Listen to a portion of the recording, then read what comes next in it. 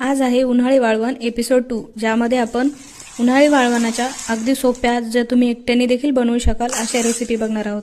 तर आज 2 नंबरची रेसिपी आहे हे साबुदाण्याचे कुरकुरीत असे पापड, जे 1 वाटी साबुदाण्यापासून आपण 50 ते 70 पापड बनवलेले आहेत। साबुदाणा बारीक करून घेतला मिक्सरमध्ये, त्यानंतर यामध्ये 12 वाटी एवढं पाणी घालायचं। 1 वाटी साबुदाण्यासाठी आपण इथे 12 वाटी पाणी वापरलेलं आहे आणि पाणी घालत असताना सतत हे मिश्रण ढवळत राहायचं आहे। गॅसची फ्लेम ही मंदच ठेवायची आहे।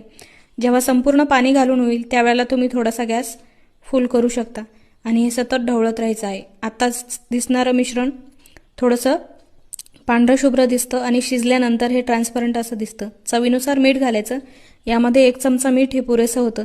आता या मिश्रणाला उकळी येत आहे, याचा अर्थ मिश्रण नेमकंच शिजण्यास सुरुवात झाली आहे।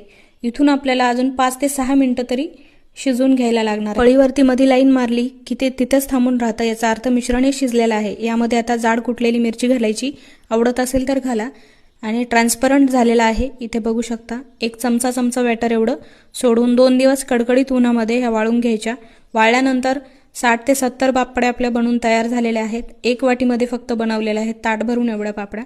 ही जर रेसिपी आवडली आणि अशाच नवीन रेसिपीज तुम्हाला बघायच्या असतील तर कमेंट करून नक्की कळवा। त्याचसोबत नवीन जर असाल, पहिल्यांदा